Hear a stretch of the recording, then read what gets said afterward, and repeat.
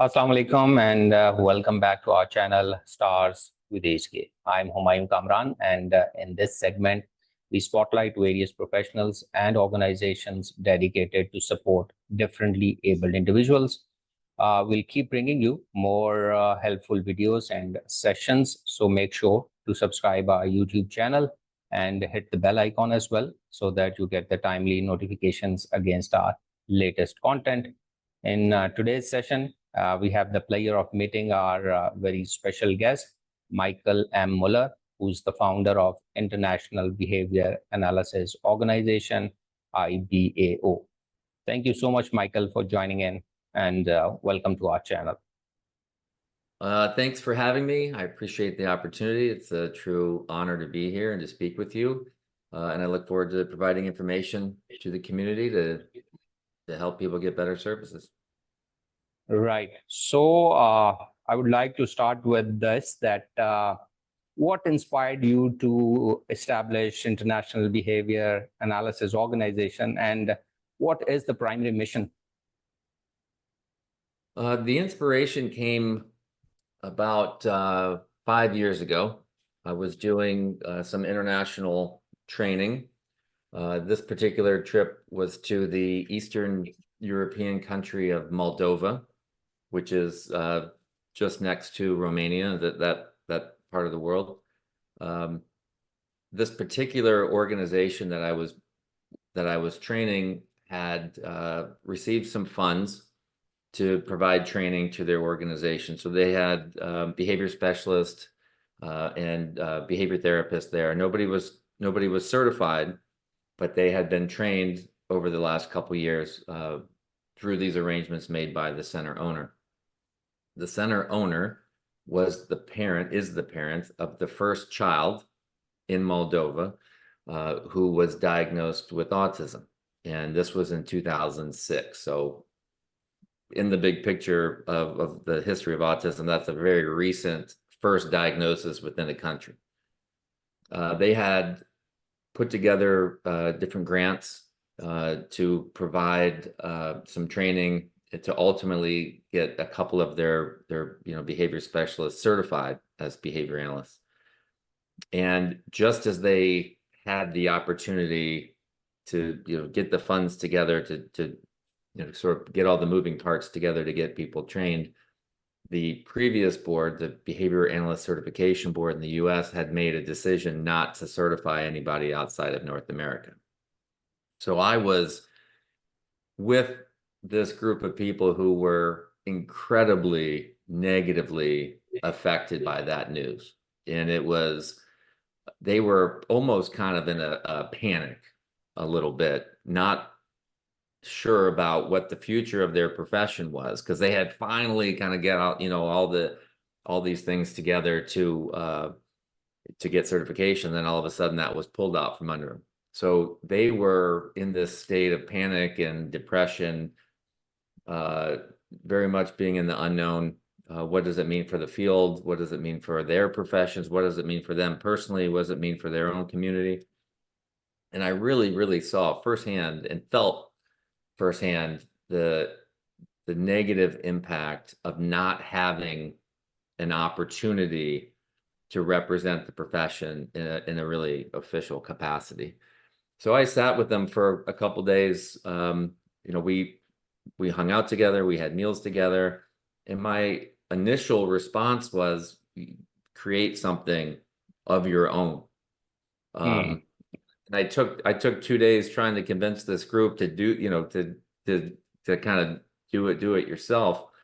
And as I'm talking about it, I'm thinking, somebody has to create the next opportunity for this group and groups like them. So this feeling of really wanting to be part of it made its way back to the US with me. I started talking to other people that do international training, that do international consultations, that live abroad. And at the time, I was quite surprised to hear how much negativity there was about the previous board. Different aspects of their requirements were very difficult and rigid outside of the US. And so one thing led to the next, and the international contacts that I had all agreed that it was the time was right to do something different, do something new, to do something focused specifically on applied behavior analysis outside of North America. So that was the inspiration. That was the inspiration to do something that is accessible and meaningful to those who need something. Right. So my next question is for the new parents and professionals as well. What certifications are being offered by IBAO currently? IBAO has two different certifications. We have the IBA, which is the International Behavior Analyst. This is a behavior analyst certification, and I can kind of compare and contrast a little bit here. And then we have the International Behavior Therapist, which is kind of the technician level. That's called the IBT. In terms of parents with children with autism, or parents with children with developmental disabilities or other disabilities, typically when they employ behavior analysts, there's a system and a hierarchy. The behavior analyst would be the person who completes the assessments, whether it's skills assessment, language assessment, behavioral, functional skills, social skills, whatever the area of interests are. They conduct the assessments, they analyze the information, they come up with a program of instruction or behavioral supports for behavior reduction, or both. The behavior analyst then trains the implementation staff, or parents, teachers, but the implementation staff typically would be the IBT. So the IBA is kind of the program coordinator, the assessor, the expert, the supervisor. The person who typically implements the day-to-day hands-on program teaching is the IBT. So they work together. There are opportunities for the behavior analyst, the IBA, to work hands-on directly, individually, and without assistance. But typically what happens is the IBT is the person who does the teaching, provides most of the hours of instruction and support, and that instruction and support is overseen, supervised, and guided by the behavior analyst. Right. And like in some other certifications, do professionals who have obtained IBT or IBA, do they need to renew their certification after a regular interval of time by obtaining CEUs or something like that? That's exactly right. So the first, our certifications were designed, and all of the decisions and the requirements were designed by the professional advisory board from around the world. And one of the there's many differences between our requirements and those of other boards, but one of those is that the first certification cycle, so the first 2-year certification cycle, for someone who's an IBA, there's a mentorship requirement. So even though this IBA has demonstrated the education, knowledge, experience, training to operate independently, that first certification cycle, there's a requirement to have mentorship hours, and that forces that newly certified behavior analyst to have professional contacts, so they're not just out there by themselves. It's not supervision, it's mentorship. So this is networking, coaching, asking for advice, getting feedback. The decisions are ultimately with the certified IBA, but it does require that they have connections and a network with the field in general. They also have continuing education units. So this requires that anybody that's certified has to stay up to date with training in general ABA topics, in ethics, in supervision, and in cultural issues. And every 2-year cycle, the IBAs are required to have 24 hours of this additional training and professional development. So the training can't be from 5 years ago. It's got to be recent. So this forces a continuous process of staying abreast of new ideas and new training and being aware of the direction of the field. Our certification for the IBT, which again is the kind of the technician level, we also have an ongoing continuing education requirement. So unlike other certifications sort of at that same level, we also require professional development, ongoing learning. Because a lot of people who are IBTs go on to become IBAs. The therapist level, the technician level, sometimes is a learning opportunity and a stepping stone to that higher level of certification and profession. So we feel it's important to have ongoing professional development at all levels, ongoing education and training, so that the people who are certified and in the field are just it's a continuous learning process. And a lot of times, especially when people are going through the requirements to obtain the certification, they look at certification as the ultimate goal and the finish line, where the field, our industry, really looks at certification as the starting line. This is what you really need to achieve before you can be considered part of the community, part of the industry, and part of the field. So I think looking at it that way, as soon as you're certified, that begins your true journey in the true profession. Right. Okay. One question that I would really like to ask is how IBAO ensures the quality and credibility of its certifications to behavior analysts.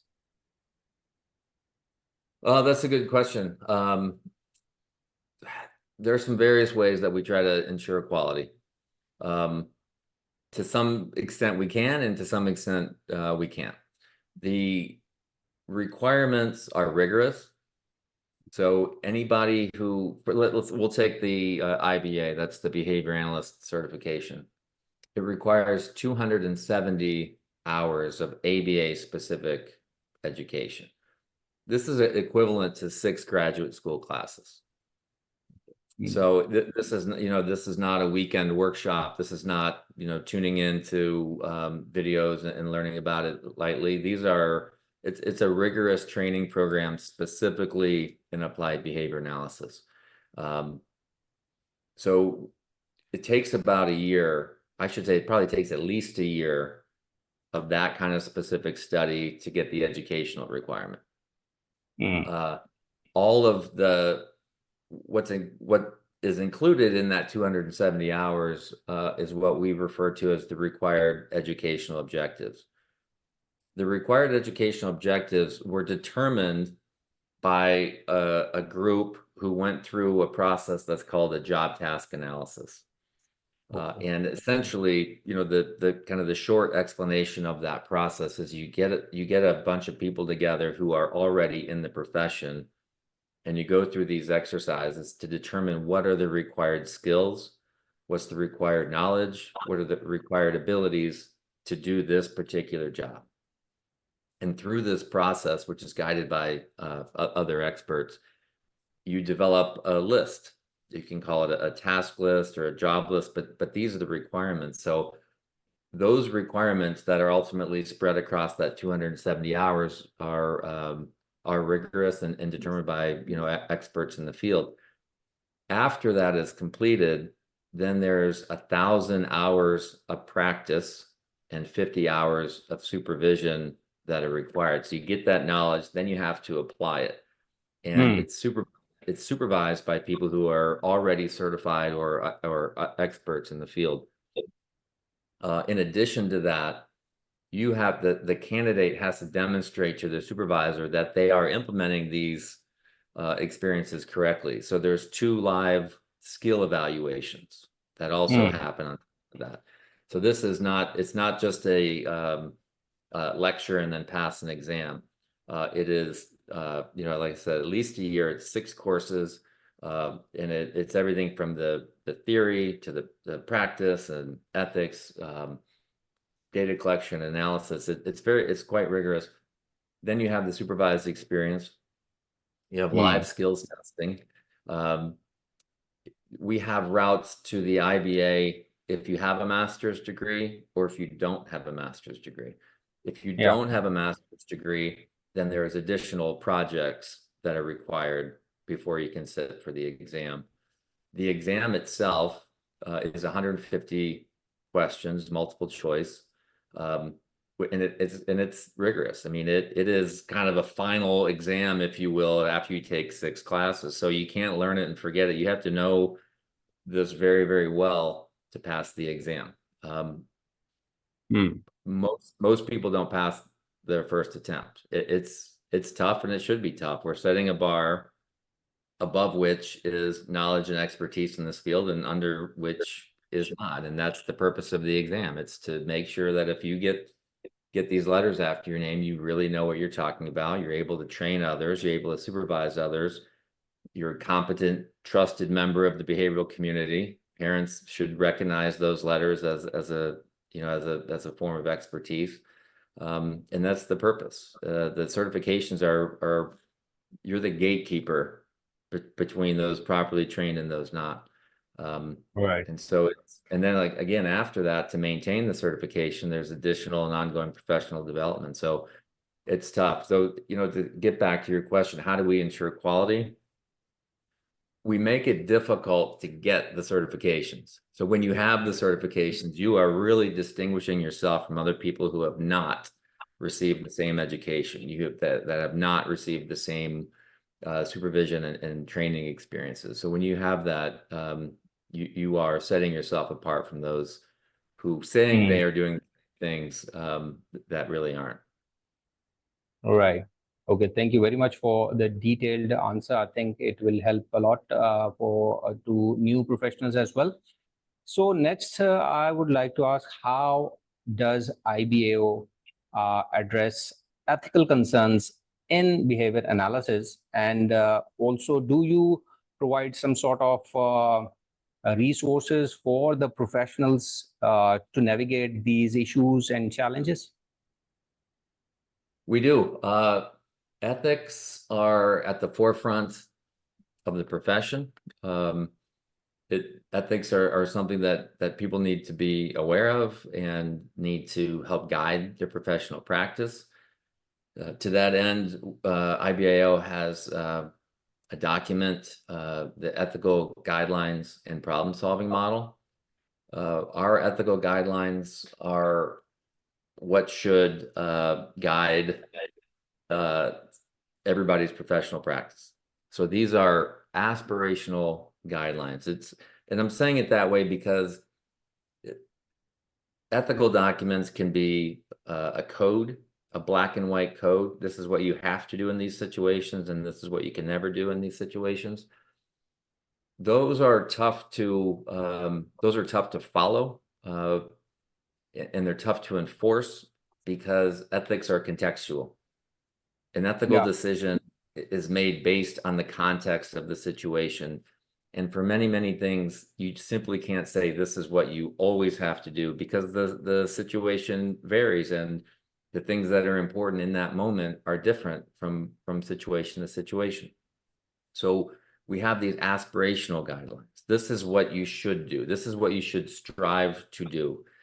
And you apply that to the best of your ability in these different situations. So there is a document when people register as candidates, the very first thing they do when they're logging into the platform is they have to read and check all these boxes that they've read, agreed to the ethical guidelines. And they're robust. Some of them are, intentionally vague, because they are aspirational, and they have to be, and they have to guide many, many different situations. It's also flexible, and by that, I'm not taking anything away from the rigor or the importance, but they're flexible because ethics are contextual. If we're both in the same situation, you might do something a little bit different than me, and that would be an ethical decision. I might do something a little different than you. And that's an ethical decision. how we interact with families, how we interact in the community, how we act with families from different cultural backgrounds, different religious backgrounds, different ethnic backgrounds. Those behaviors in people's homes and the expectations in people's homes are different. So, I try to, when I'm actually the person consulting, there are different expectations when you walk into someone's house. So I can't say this is how I always interact with somebody. This is how I always interact with the family, because I don't. It's different based on their lifestyle and their expectations and their culture. So all of these are considerations, but we have a guiding document.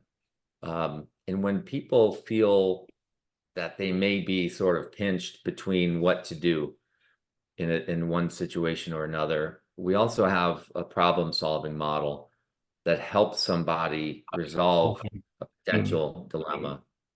And that, basically it's be aware of the different ethical guidelines that you feel, you're kind of stuck between. Make a list of possible ways to resolve this particular dilemma. Consult with others who may be able to give you good advice. Make a decision, go with that decision, and then kind of weigh the outcomes. Because because there's a little flexibility required and a little context specific decision making. People just need to behave differently in these situations, and this allows it, because the ethical guidelines are there for people in Pakistan. They're there for people in Australia. They're there for people in Bulgaria and Lithuania and Russia and everywhere around the world. And if you kind of think about it from that perspective, it has to be flexible to guide the behavioral differences and expectations all over the place. Right. Okay. As this session might be, new parents might be looking into this as well. So how parents or anyone can verify the credentials or certification of a professional through IBAO? Yeah, that's an easy process. We have a directory of certificates on the website. So there we go to www.theibao.com, and the very top navigation bar on the homepage has a directory button. They can search by country, they can search by name, they can search by certification number. If any of that would be in doubt, they can also email us, and we can verify directly for them. They would reach out to info@theibao.com, and we can provide the certification itself. A lot of certified people are now putting their a digital badge on a signature line and emails and things like that too. But our goal is to have transparency in the process. So this is a public facing list. If someone is certified with us, you can find them on our website. But again, if someone has any issue doing that, they can email us, and we can help them out. Right. At this point, I would like to add, with your permission, some of the questions that we have received from parents and professionals. So one question is there any mechanism that parents can provide feedback or can complain about unethical practices by a certified professional? If yes, how can parents get feedback from IBAO, if any? Yes. Yeah, we have, so I'll give you kind of the structure of the organization a little bit, and then I'll place this particular question in the context, because it's relevant and it's very important. IBAO is made up currently of about 90 different behavior analysts that serve on a professional advisory board. That professional advisory board guides all the decision making locally and collectively as a group. There's an ethical review committee like a subcommittee within the larger advisory board that handles any ethical questions or concerns or complaints. So what would the mechanism to get those concerns to us would be emailing us again at info@theibao.com. That ethical concern will make its way either to me directly or to myself and the ethical review committee. That committee will then meet together to review the concern, decide if it falls in to something under our control. We will reach out for additional information as needed, reach out both to the person making the allegation and the person to whom the allegation was made, try to gather all the facts and try to understand the circumstances, and then make recommendations following that kind of investigation. We take things seriously.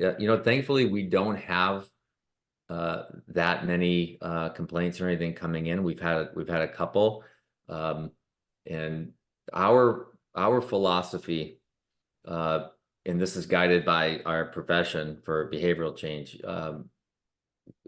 We're not a police organization. Yeah. But we take this as seriously as it can be taken. A lot of times, if someone is doing something that falls into the category of what's unethical, a lot of times they don't know that. And it is a mistake on their part for not knowing, but sometimes they simply don't know, or they don't understand the impact.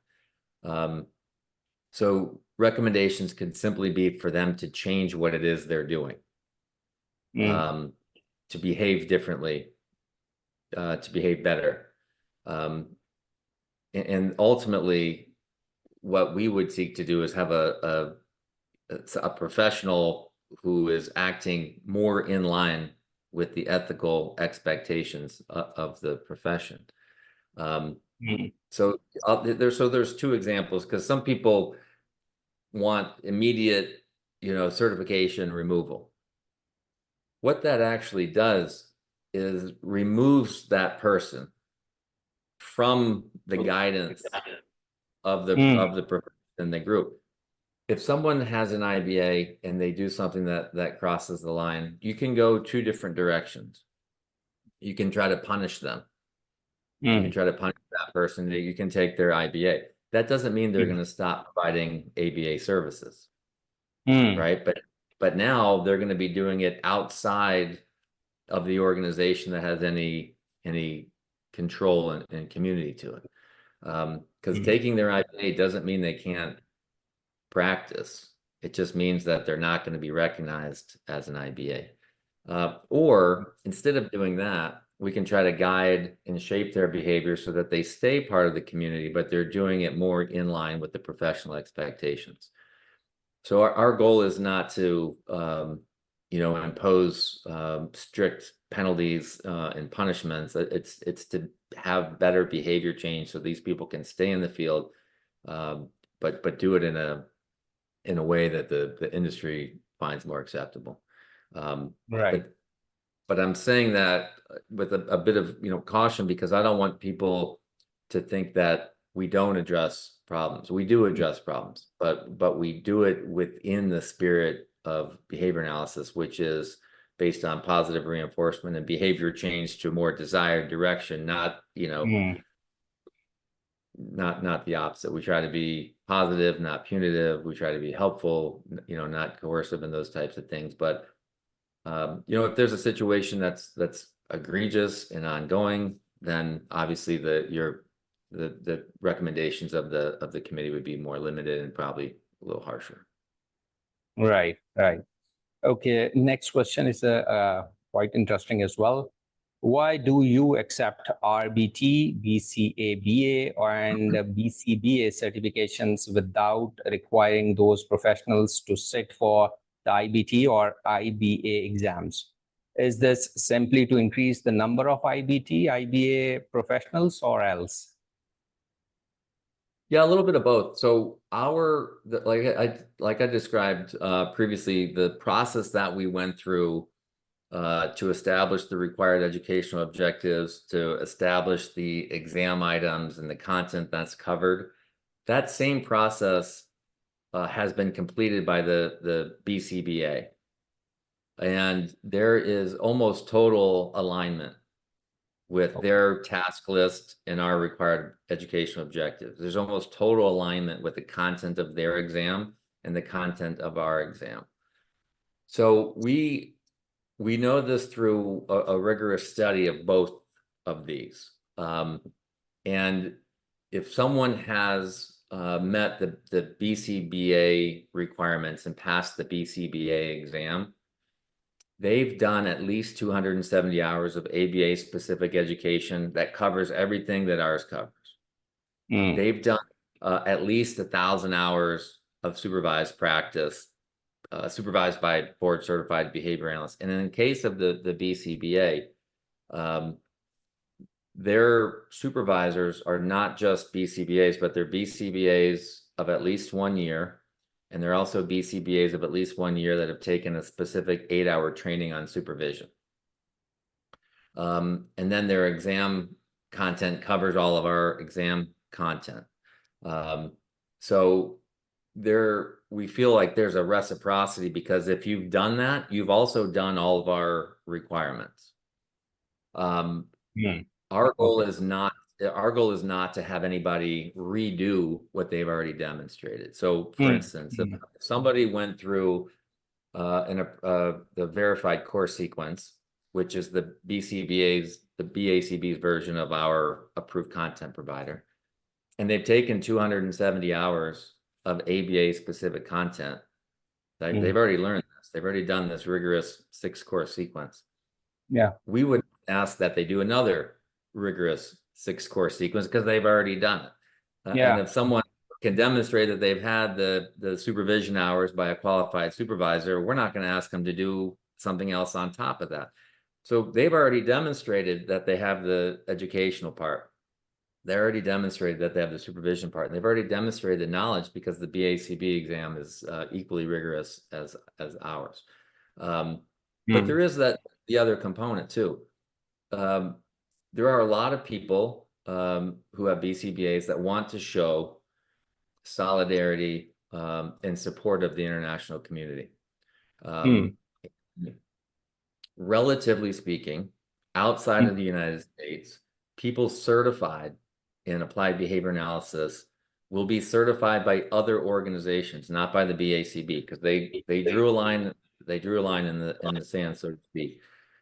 And after that, 2 years from now, 3 years from now, 5 years from now, 10 years from now, it'll be a very minimal number of people certified by the BACB outside of the US, and a majority of people certified by IBAO. People recognize this. They want to have the letters, the certification letters, in the areas where they will be practicing. So even though someone is a BCBA, they also want to be an IBA, because if they're practicing there, if they're practicing elsewhere, these are the letters that people that are just coming up will be getting. These are the letters that people in the community will recognize as the letters to have that represent well-trained and well-skilled behavior analysts. So there is a promotional aspect to that. We want our letters to be known. It educates the community about the certifications. It helps grow the community in terms of kind of defining the profession.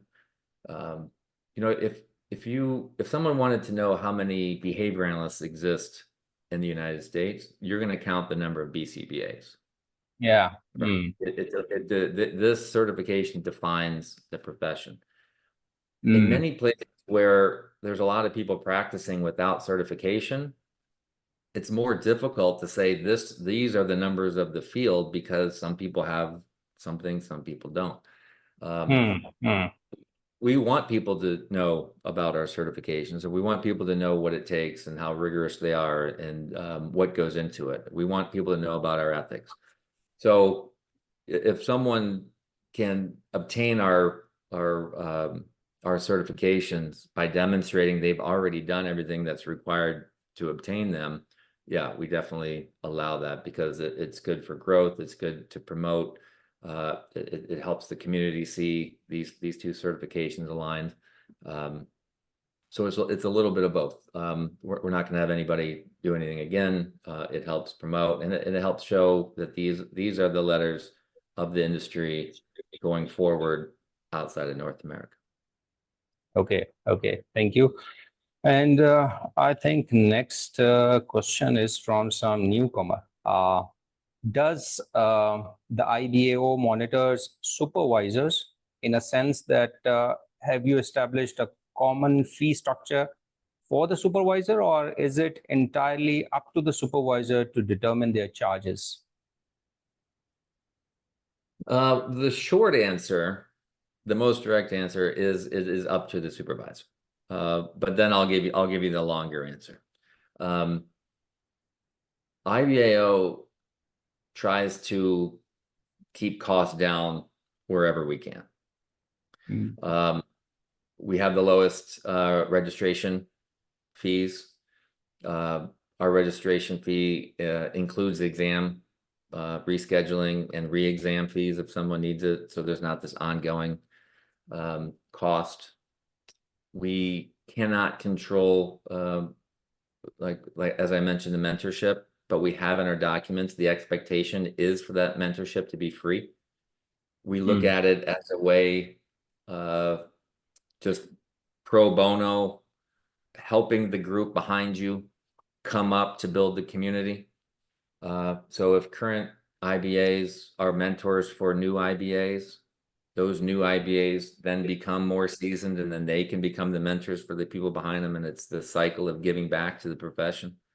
We would like to see the same thing with supervision, but we know some people provide supervision services as their, as the services in the field. So you have people who don't work full-time at a clinic, they work part-time at a clinic, and then they supervise other people and they get paid for that. So in that model, that is their means of earning an income within the field.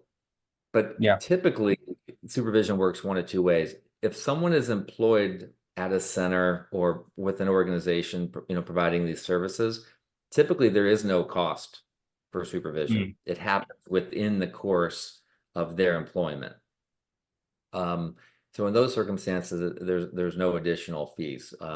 It benefits the organization to have their people better trained and better certified.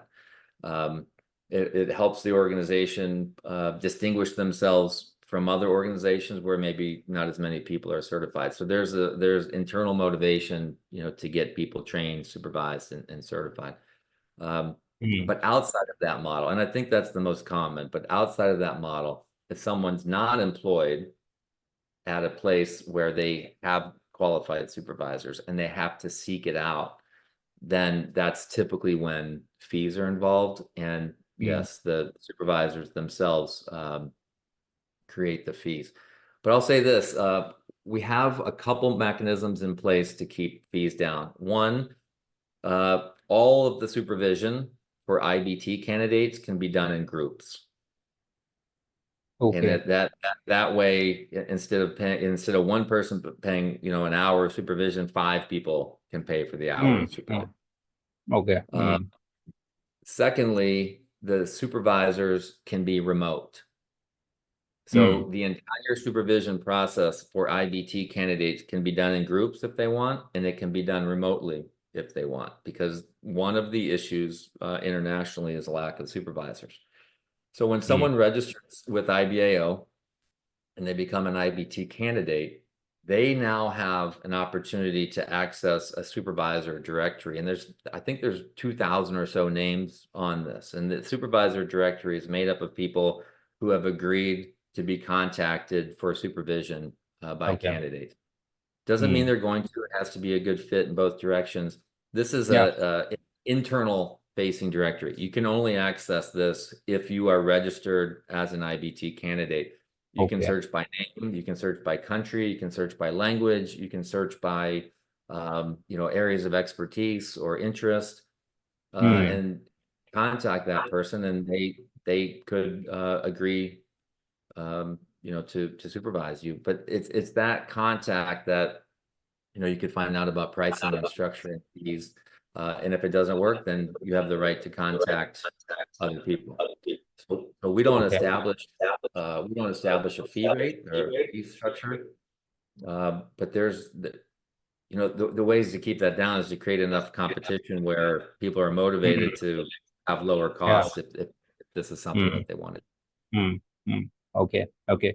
Next is, do parents or any client need to complete the 40 hours IBT training through specific approved trainers, or can they use some of the free online training materials instead? And do you accept that as well? Yes and no. We have a process to approve content providers. And that process means if there's, let me say this, an individual or an organization can be an approved content provider. Okay. And whether it's an individual or an organization, there's an application that's completed.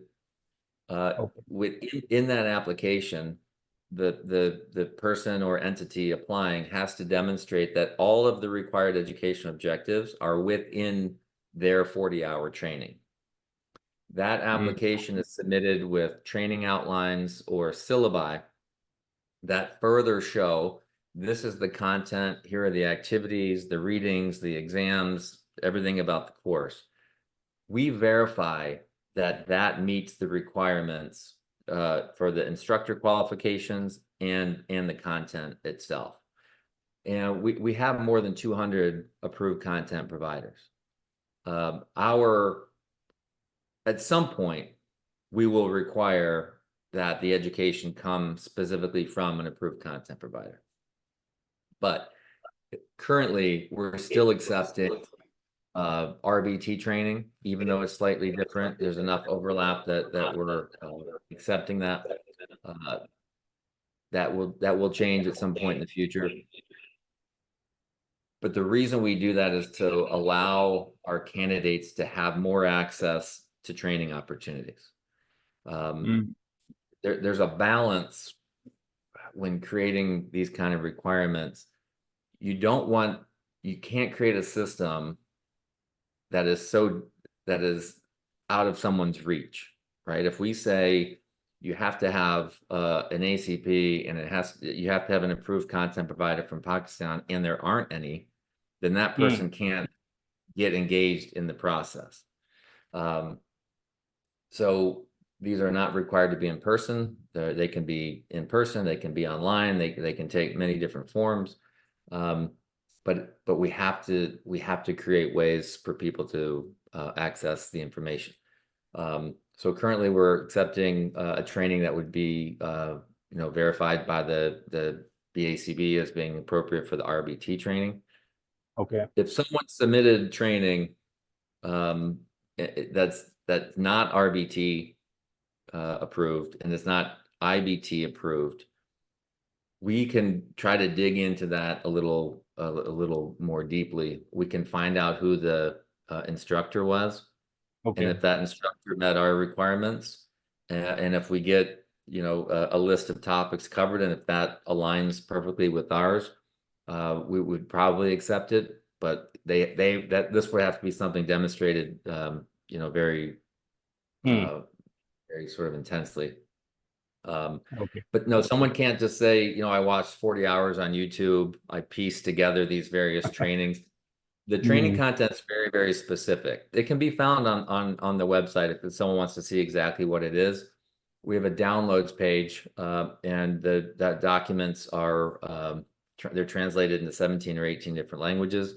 But they would go to the IBT training content document, and they'll see a list specifically of what has to be covered. So it's not just 40 hours kind of anything. It's 40 hours very specifically aligned with the training objectives. And if someone could demonstrate that an appropriately qualified supervisor provided that list, we'd probably accept it. But we would also probably then reach out to that provider and try to get them approved, so that other people can know about that resource. Okay, okay. And one last question from parents is, can I sit directly for the IBA exam without getting into IBT if my education and other relevant prerequisites are met? Yes, 100%. The IBT is not prerequisite for the Okay. IBA. They're two totally separate certifications, two totally separate lists of requirements. Here's an analogy, right? You wouldn't have to be a dental hygienist to become a Mm, dentist. Two mm, separate professions. One goes to dental school, has a doctorate level degree and has a very specific role. The dental hygienist has a totally different role, different educational requirements, different practice and experience and everything else. So these two, our two certifications, these two professions work together all the time, but they're very distinct, and you don't have to be one to become the other. People do, and it's actually it's a valuable source of information and experience, but it's not a required experience. You right. can go for the IBA without doing anything related to the IBT. Okay, coming back to my own questions and a couple of questions, and then we'll try to wrap this session. What is the most common concern or misconception, you can say, you think parents or people have about behavior analysis, and how do you address that? I think sometimes the most common misconceptions come from just bad information that's out in the field. Applied behavior analysis has a long history. It's the practice itself has been evolving over, I guess you could, applied behavior analysis probably technically has a starting point in 1968. So we have more than a 50-year history. We do things differently now than we have done in the past, and we have reach, and we have ways to do things, and locations where we do things, and different populations who we do things with that have varied and changed over time. I think there's some, when I say bad information, I think there's misinformation and misunderstanding about what it is and what it's not, how it looks, how it feels, and the impact. But and that's the reason for creating professional associations and infrastructure that, so the community can have a trusted source of information, rather than, kind of hearsay and gossip and rumor and misinformation. But I would say that, parents really need to understand when applied behavior analysis services are implemented correctly. It's a fun experience. It's a learning. This is all, it's all learning. And it can have just unbelievable and life-changing impact on language, social skills, speech development, academic issues, peer relations, functional skills, life skills. Literally every behavior and opportunity throughout the day, from when a child gets up to when they go to bed at night, are learning experiences and opportunities to make someone more independent, more ready, in every way possible. And all of those things can be impacted very positively through applied behavior analysis. There's a focus more recently on parent involvement, where I think it used to be parents would hire behavior analysts, and the behavior analysts would, run their sessions, do their teaching, do whatever, and then that process stops, and it doesn't start until they come back again.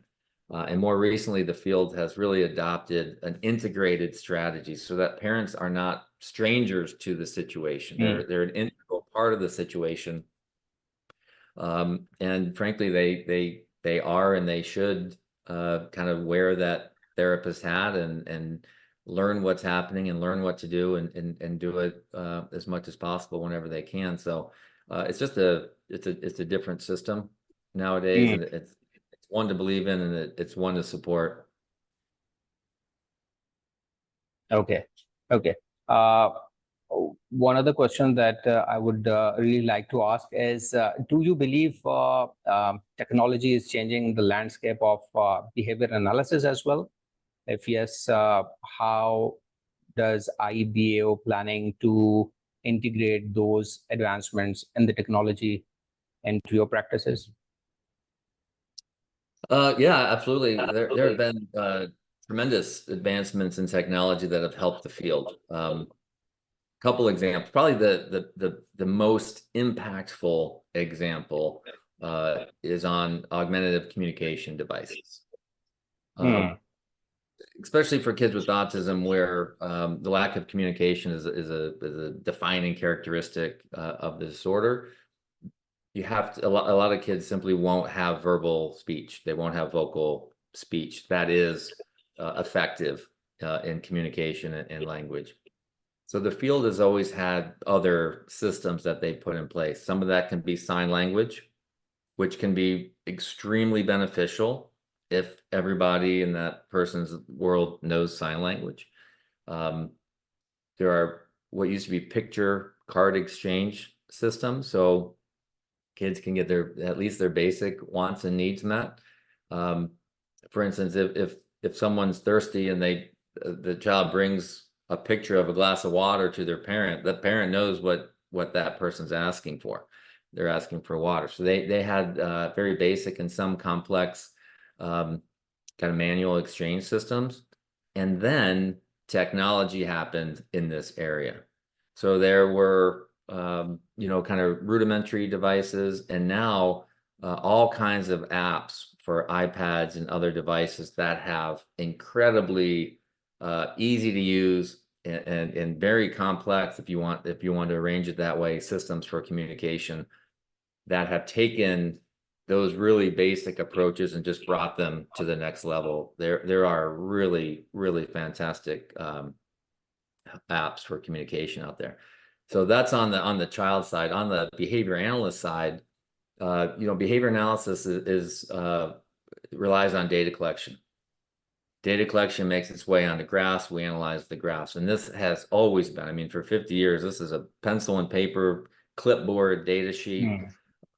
There are now really, really robust tech solutions, apps that you can collect data. It instantly graphs it. You can instantly share it. You can give access to parents, so they don't have to wait for reports. They can see it day to day or sometimes in the moment. Those are fantastic. IBAO has used technology in ways that the previous board has not. All of our platform and everything that you do as a candidate and then after certification is paperless. It's all online. Everything from the supervisor agreement, supervisor documentation forms, the supervisor relationship, mentor relationship, uploading CEUs, uploading all the different requirements. That's all done online. It's all stored in the candidate or the certificate's account. It's made it easier. It's made it less frustrating for people who aren't as organized, because the platform has everything that somebody needs. And so, yeah, I mean, you can look at technology as advancing, from the child side of things, from the behavior analyst side of things, and then from the certification side.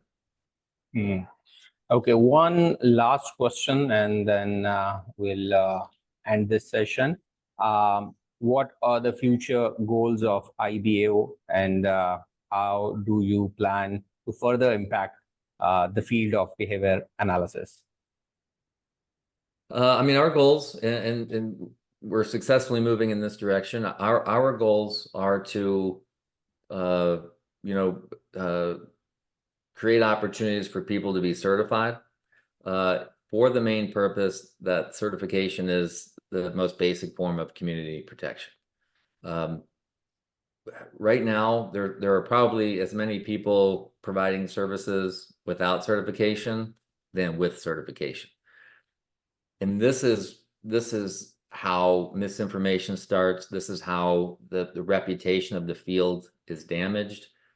If someone who's not properly trained, who doesn't have the proper experiences, is doing something, providing services with a child that could be harmful, that could have a negative impact on the child or the family, it damages the reputation of the field, and it makes consumers less likely to obtain these really, really incredibly necessary services from people who are trained to do it properly.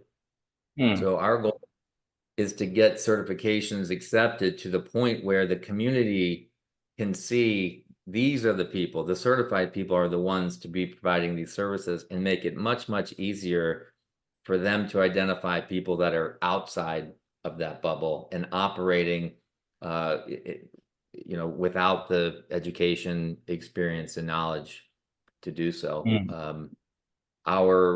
That's our mission, and that's our goal around the world. And as we do that, we're trying to support newer and growing ABA communities in Pakistan, to try to support a board of behavior analysts that can be the source of information for consumers there. We're doing that in other countries.